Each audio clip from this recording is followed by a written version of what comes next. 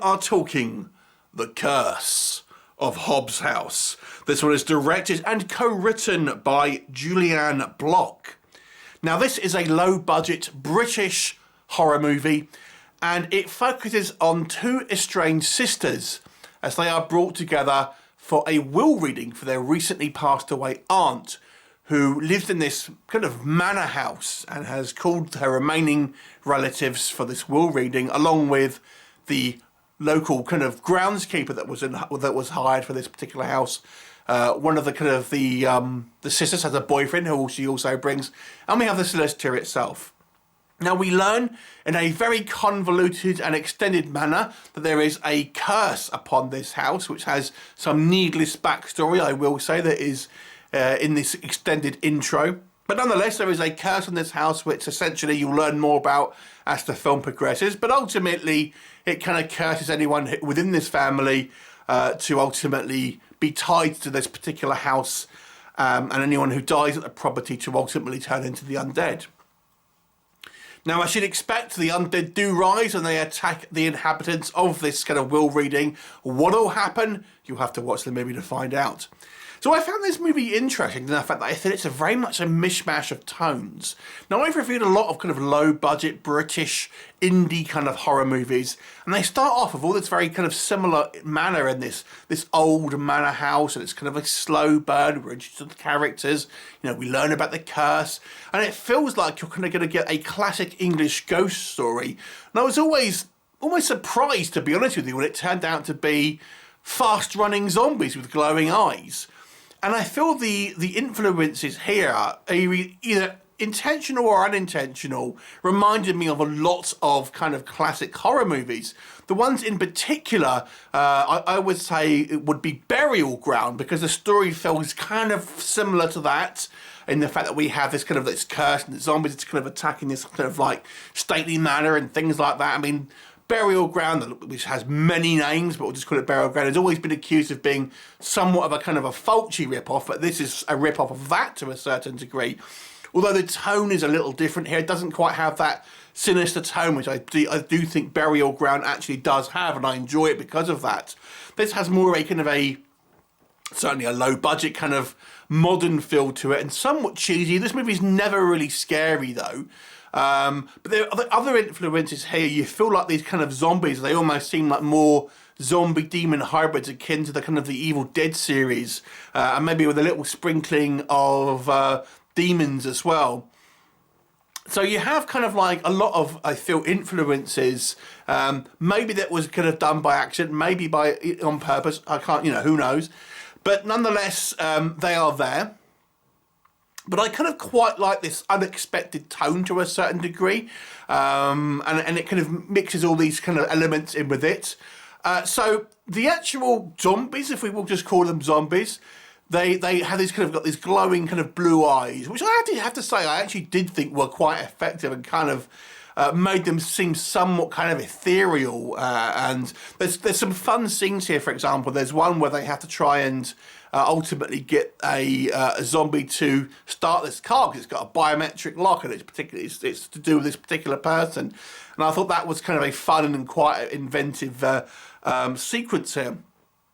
So that was kind of quite good. I think the location shooting is fabulous.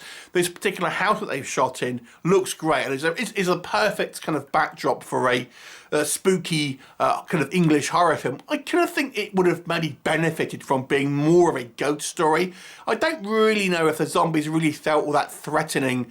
To be honest with you, the zombies kind of looked like they were just like people got their mates together and say, "Do you want to be a zombie?" Because everyone seems very kind of fresh. Let me just say that. We have people with, perfectly kind of trimmed beards and things like this. Everyone's in kind of modern clothes. And I thought this was going to be people who have died on the property. It looks like a lot of people from modern times have died here, and no one's kind of saying anything about it and things like that. They look too clean and kind of.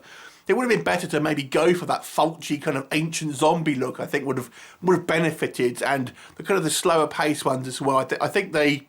I don't know, it just looks like the zombies didn't really work from the outside. I quite like the visuals of the kind of the glowing eyes and stuff.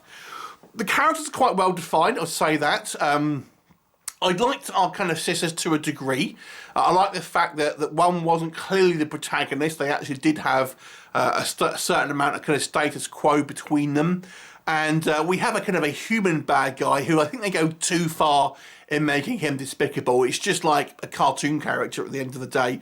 I'm not going to say who it is, but you'll know straight away. It's just kind of like, it's just like so obvious, and I think it's very basic writing, if I'm completely honest with you. This movie doesn't really have any sophistication in the kind of the writing here. It's very, very basic. The movie's already got a sequel that's kind of coming out, so, you know, don't expect it to be completely kind of tied up here. The acting, it fits and starts, to be honest with you. I think it's probably okay for a kind of a DVD film, but some actors fare better than others, let me just say that. The whole thing with this movie, I just feel it was kind of no frills, if this makes sense. It was just seemed very much like kind of a paint by numbers with the barest hints of kind of like something kind of interesting going on, but not fully realised. I think that the problem with this movie is kind of, for a start, they didn't need this convoluted backstory. They could have just been a much easier way to say that there was a curse. But that's only a small part. I just think, to be honest, the character setup isn't bad, but when we get to our scares, apart from the very first time we see a zombie, which I think is the only effective chill in this movie, but that's when you kind of think it's more going to be like a ghost story. That would have been better, punctuating throughout the film a little more, because when we actually see them en masse, they're very unimpressive. You know, the way they move, the way they kind of like, they dress, they just seem like bumbling idiots, to be quite honest with you. They don't even seem all that dangerous when you kind of get up close to them. They seem to be just smothering people rather than kind of, there's certainly not any gore here really, apart from a couple of CGI kind of gore shots here and there. To me, this is pretty much a no-frills, not necessarily bad movie, but certainly a below-average movie that I don't feel anyone will be too impressed with.